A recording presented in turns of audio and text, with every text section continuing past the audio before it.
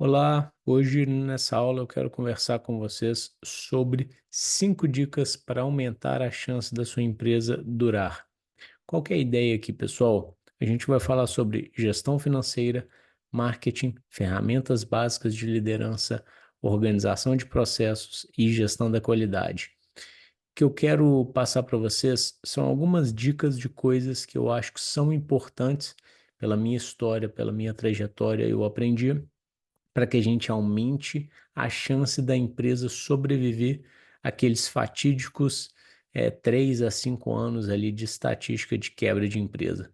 Então, algumas coisas que, digamos, que criam pilares mais fortes, mais sólidos no negócio. Começando pela gestão financeira, o que que eu considero interessante a gente ter em mente? Eu preciso pensar em conciliação bancária diária, então eu tenho que implementar isso, pessoal. O que que é conciliação bancária diária? Nada mais é do que eu bater diariamente no sistema qual é o meu saldo do sistema com o meu saldo do banco. Para que isso aconteça, eu preciso lançar as contas a pagar, lançar contas a receber no meu sistema, dar as devidas baixas, para que com isso, entradas e saídas devidamente lançadas, eu consiga tirar um relatório e no final esse saldo que sai do meu sistema, ele está casando com o meu saldo bancário.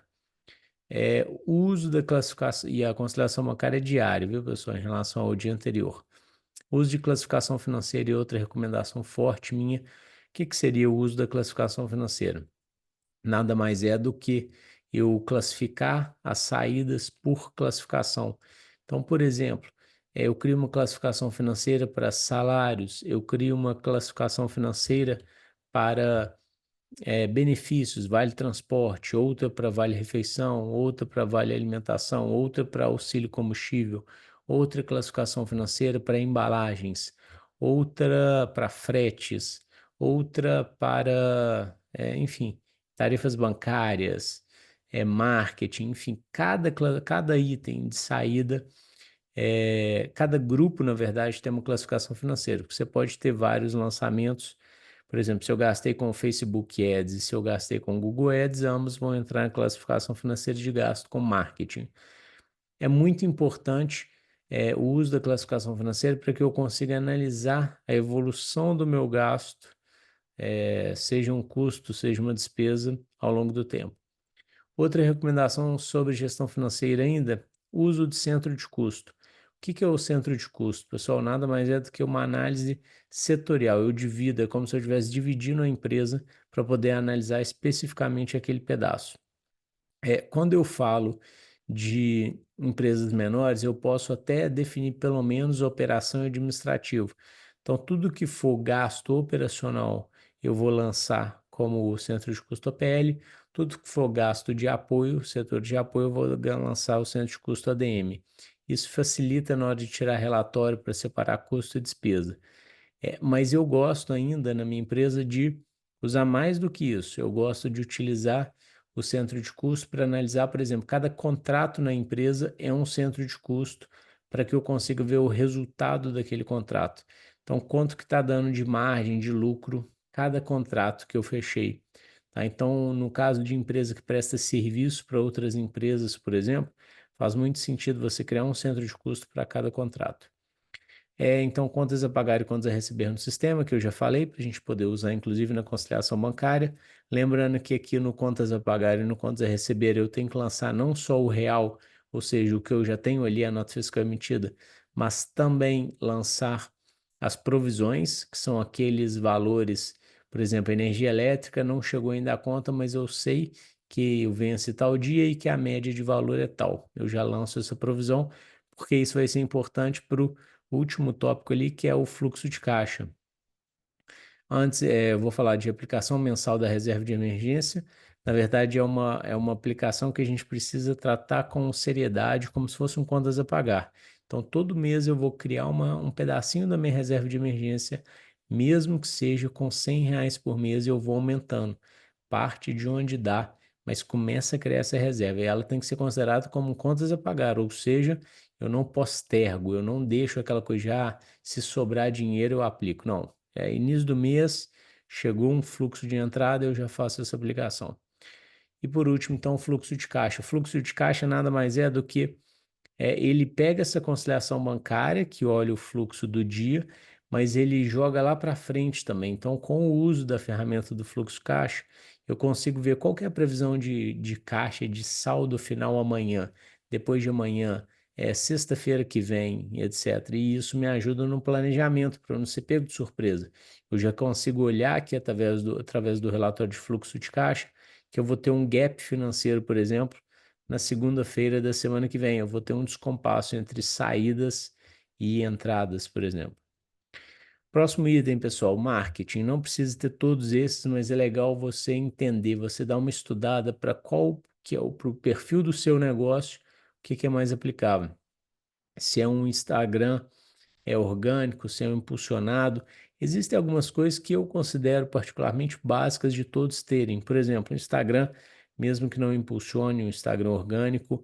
Google Meu Negócio também é algo que eu acho que todo mundo tem que ter. Site apresentável também acho que todos devem ter.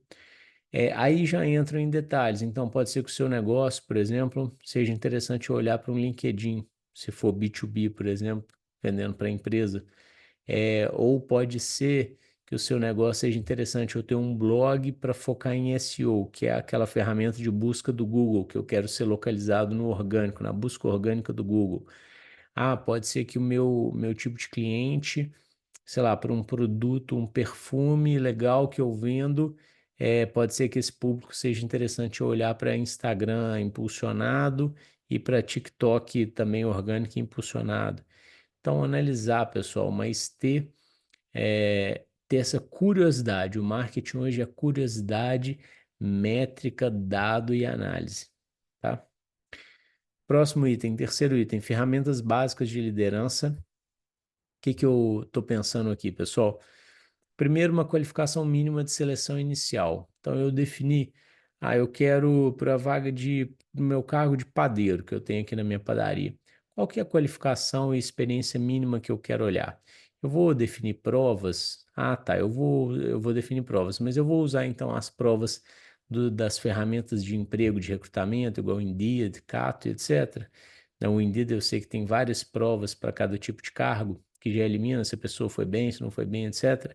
Ou não, eu vou criar provas aqui para ver se a pessoa é esperta ou se ela sabe, tem a qualidade técnica mínima para fazer aquilo que ela fala que sabe, etc. Então, ou então não, eu vou só definir critérios olhando mesmo o currículo e a experiência dela e a formação acadêmica. Mas eu defini o mínimo do mínimo que eu vou padronizar para cada função é algo interessante vocês começarem a pensar. Próximo ponto para começar a pensar é um plano de carreira básico.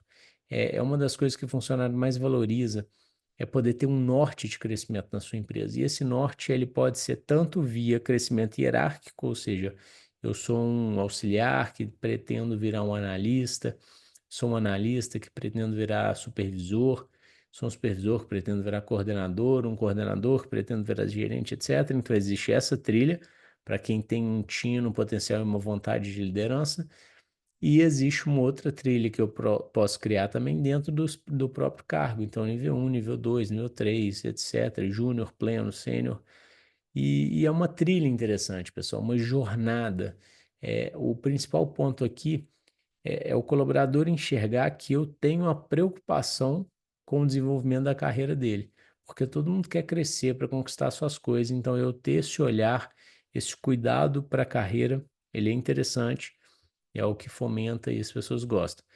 E isso já leva para o próximo ponto, porque para que eu consiga fazer um upgrade, eu preciso definir processo de feedback, tá? Porque eu não faço um upgrade automático. A pessoa vai subir se ela estiver indo bem, e eu preciso avaliar se ela foi bem no feedback. Eu sugiro um feedback semestral, não passar de 6 meses. A gente já teve de 3 meses, mas acabava sendo pouco, muitas vezes. Então a gente mudou para 6 meses para dar mais tempo da pessoa ser avaliada novamente e se desenvolver. E aí é sentar, o gestor é o líder direto, sentar com o colaborador, mostrar, baseado nas filosofias e princípios da empresa, que são o sinônimo da cultura da empresa, que a pessoa está, como que a pessoa está indo. Ela está com brilho nos olhos, não está, ela está responsável, não está, ela está buscando aprender mais, não está. e aí com isso você dá um feedback e define se ela subiu, se ela não subiu, ou o que que ela precisa fazer para subir da próxima vez. Próxima ferramenta de liderança, matriz de responsabilidades. A matriz de responsabilidades ela é usada, ela é muito importante para que eu defina qual que é a tarefa de cada pessoa, qual que é a rotina de trabalho, diária, semanal, mensal, sob demanda, quem que é suplente de cada tarefa. Então, a matriz de responsabilidade ela define claramente quem é responsável por fazer o quê. Com isso eu evito, deixa que eu deixo, né? Aquela coisa assim, eu não vou pegar, é tipo um vôlei, né? Eu não vou pegar a bola porque eu achei que você eu não fui pegar porque eu achei que você ia. Então, um não fez a tarefa porque achou que o outro ia fazer. Por isso que eu não gosto muito de duas pessoas simultaneamente, por exemplo, responsáveis pela mesma exata tarefa, porque gera um deixa que eu deixo. A outra coisa que você evita é o filho feio não tem pai, né? Que é aquela coisa que não tem dono, tarefa que não tem dono, função, processo que não tem dono, a hora que acontece um problema ninguém assume. E também facilita treinamento de novo entrante, porque entrou uma nova pessoa para aquela função, eu só pego a matriz de responsabilidade e já tenho ali naturalmente um checklist do que eu preciso treinar a pessoa, e ela ainda tem uma função interessante de deixar claro ali já quem que é o suplente de cada tarefa. Então, se a pessoa principal, o executor principal faltar, já está claro quem deve assumir. Por último, aqui na liderança, reunião de sprint semanal. O que é reunião de sprint semanal? As pessoas têm muita dificuldade de se organizar, de organizar a sua agenda, pessoal. Então é preciso que o líder ajude nisso, ajudando a definir o líder direto, a definir processos de reuniões semanais com a definição das tarefas da próxima semana. Então, por exemplo, existem projetos e tal em andamento. Quais vão ser as tarefas executadas na próxima semana? Quarto grande tópico, organização de processos. O que significa isso? Padronizar os processos da empresa para começar a organizar, tornar uma empresa autogerenciável. O que significa organizar o processo da empresa? Criar, primeiro de tudo, fluxograma. Então, eu estou fazendo pizza, né? Pizzaria. Qual que é o fluxograma da produção da pizza? Começa aqui, vem para cá, pá, pá, pá. É um fluxo mesmo, fluxo de trabalho. Eu gosto de começar do fluxo que ele me dá um mapa geral. Com o fluxo eu não consigo executar pensando, por exemplo, que eu acabei de entrar, eu não consigo executar a tarefa, mas eu consigo enxergar o todo, enxergar o processo como um todo. Feito o fluxograma, eu parto para o playbook, que é o passo a passo de como que executa a tarefa, que ele vai realmente mostrar como que é cada passo, cada etapa, o processo realmente detalhado. Por último, eu gosto ainda de usar o checklist, que ele nada mais é do que eu colocar pontos de atenção, um processo de verificação nos pontos de atenção, porque quando a pessoa vai fazer, às vezes ela pode esquecer tudo que ela viu no fluxograma, no playbook. Então, checklist. Pegou, acendeu, pré-aqueceu o forno, check. Colocou a pizza e deixou 15 minutos, check, e etc. E por último, gestão da qualidade.